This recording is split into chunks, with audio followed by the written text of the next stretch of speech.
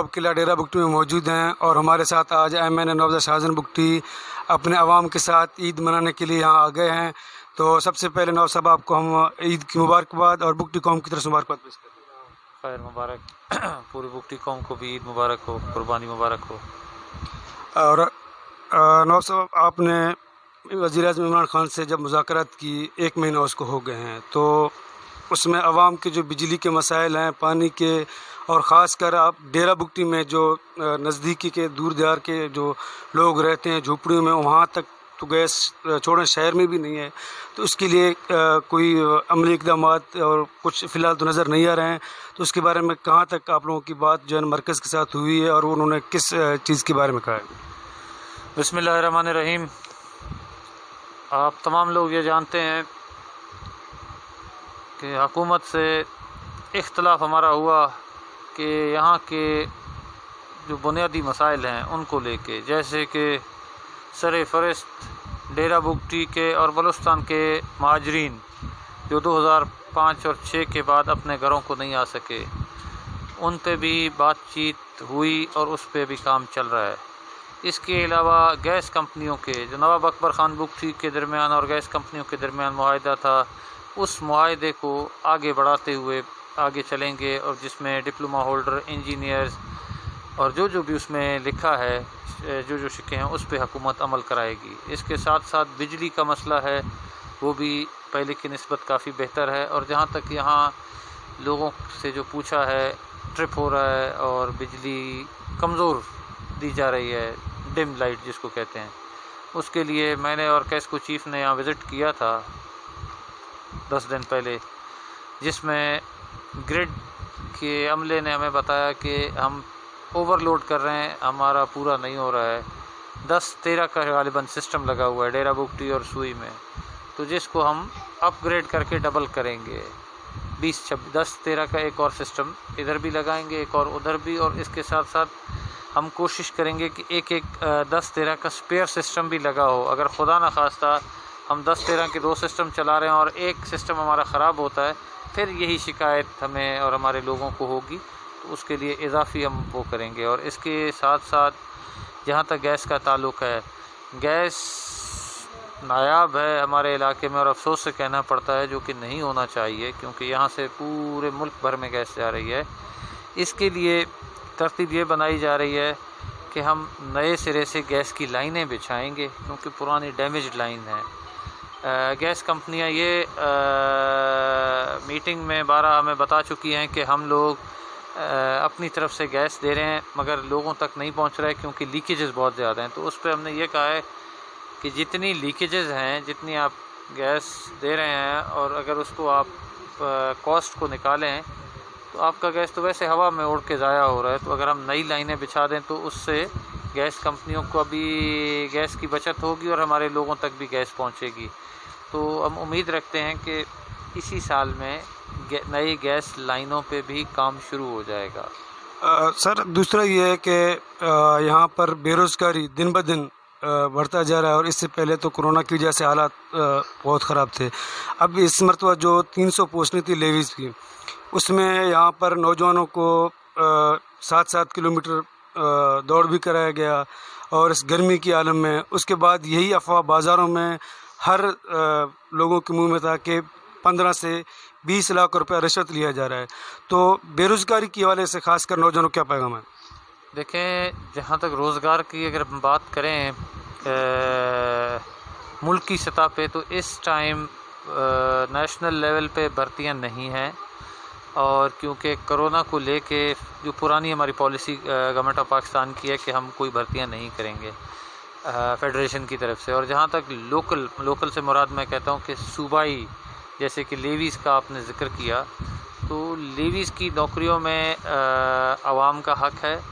अगर बलूचिस्तान के पसमानदा इलाका डेरा बुगटी, जो कि अफसोस से कहना पड़ता है मौजूदा हाल में पसमानदा है, एक ज़माने में बलूचिस्तान का सबसे तरक्की याफ्ता इलाका होता था, आज से 15 साल पहले जब नवाब अकबर ख़ान बुगटी ज़िंदा थे।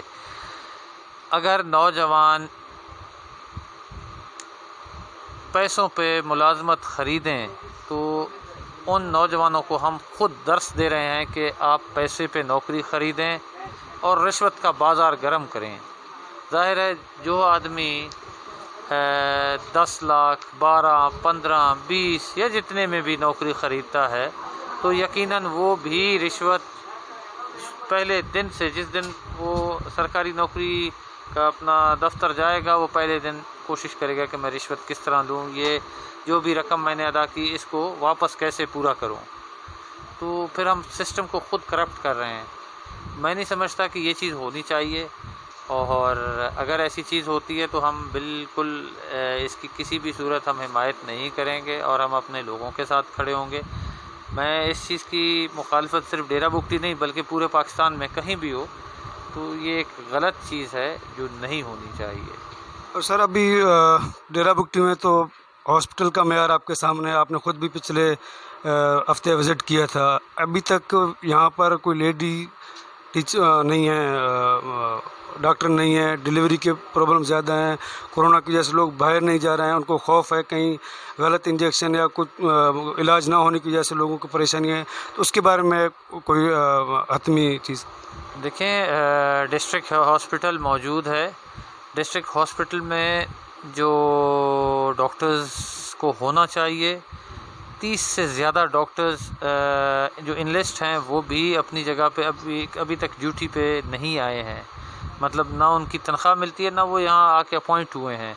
जब आपके पास इतना बड़ा गैप हो डॉक्टर्स के हवाले से, एमएस जो है मौजूदा उसको हरफन मौला बना के आपने बिठा दिया है। एमएस जो है ईएनटी का भी काम करे, एमएस जो है जनरल सर्जन का भी काम करे, एमएस जो है ऑर्थोपेडिक का भी काम करे, हार्ट का भी काम करे। तो एक आदमी सारी स्पेशलिटीज़ तो नहीं उसमें होती हैं। तो एमएस एडमिनिस्ट्रेटर होता है हॉस्पिटल का, उसके साथ उसके सबॉर्डिनेट्स अगर नहीं होंगे तो इसमें एमएस का कसूर तो नहीं है, इसमें यहाँ के इलेक्टेड नुमाइंदे का कसूर तो नहीं है। वो तो ज़ाहिर है जाके हेल्थ मिनिस्ट्री में जाके बताता है कि भाई हमारे एक चीज़ बाय डिज़ाइन है, उन पोस्टों को फिल करें क्योंकि ये लोगों की ज़रूरत है। देखें, गायनाकोलॉजिस्ट लोगों की ज़रूरत है, ईएनटी लोगों की ज़रूरत है। ये चीज़ें नहीं हैं, इसकी वजह से लोग पंजाब क्रॉस करके, सिंध क्रॉस करके फिर पंजाब में दाखिल होते हैं इलाज के लिए। मामूली अपेंडिक्स हो गया, नॉर्मल डिलीवरी हो गई, हेयरलाइन फ्रैक्चर हो गया, छोटी छोटी, हम तो मेजर केसेस की बात ही नहीं करते हैं। तो ये गलत चीज़ें हैं। और जहाँ तक आपने कोविड का और ये इंजेक्शन्स का जिक्र किया, देखें कोविड-19 मैं ख़ुद उसमें, मेरे साथ लोग, देखिए कोरोना एक नई चीज़ है, सिर्फ हमारे लिए नहीं पूरी दुनिया के लिए। इस पे अभी मेरा ख्याल है हफ्ता 10 दिन या महीना मैं समझूंगा, अब कुछ डॉक्टरों को समझ आ रहा है कि हाँ कोरोना है क्या।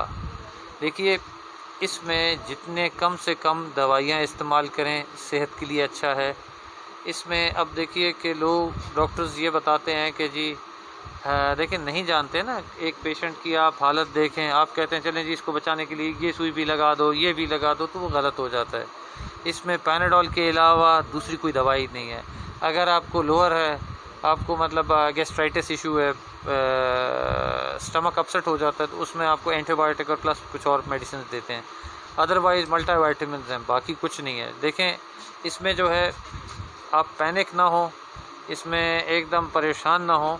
ठीक है, अगर एक चीज़ है मतलब ये आपकी इम्यूनिटी को कम करती है, इसमें सही अगर आप चीज़ों को लेके चलें तो मैं नहीं समझता कि इससे खुदा न खास्ता एक बहुत बड़ी अमवात का ख़तरा है। हाँ, अगर आप दुरुस्त दवाइयाँ नहीं लेंगे, जो माइनर सी हैं, कोई इतनी कॉम्प्लिकेटेड दवाइयाँ नहीं हैं, तो ज़ाहिर है फिर सेहत इंसान की ख़राब हो सकती है।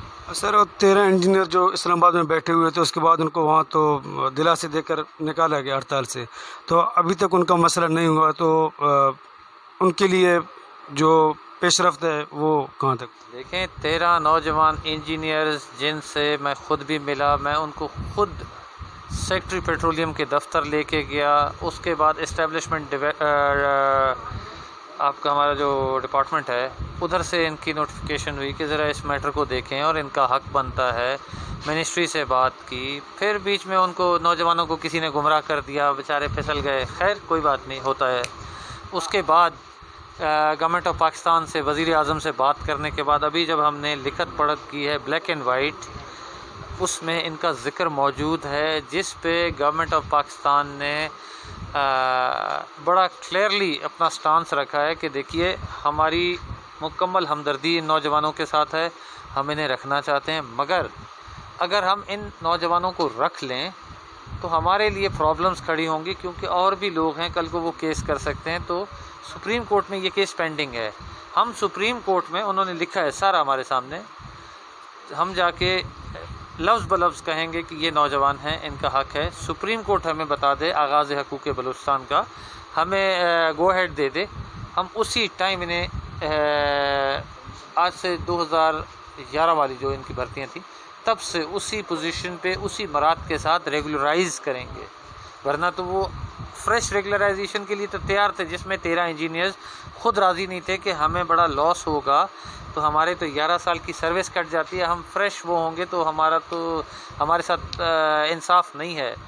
तो उसके बाद अभी हम उस पे पहुँचे हैं, और ब्लैक एंड वाइट रिटन है, जिसको लोग आजकल सियासी रंग भी दे रहे हैं कि हमने ये कर दिया वो कर दिया। हमारे पास तो रिटन एग्रीमेंट मौजूद है गवर्नमेंट ऑफ पाकिस्तान का, जिसमें सारे federal ministers, speaker, deputy speaker और 4 से 5 वज़रा, उनके दस्तखत, हमारे दस्तखत, हमारी पार्टी के लोगों के दस्तखत मौजूद हैं, और इंशाल्लाह हम पूरी उम्मीद हैं इसको अच्छे से फॉलोअप की ज़रूरत है, और इंशाल्लाह हो जाएगा। तो उम्मीद यही है इंशाल्लाह इनका काम मसला जल्दी हल होगा। कैमरामैन असर बुगटी के साथ फैज़ बुगटी, डेरा बुगटी, बलूचिस्तान।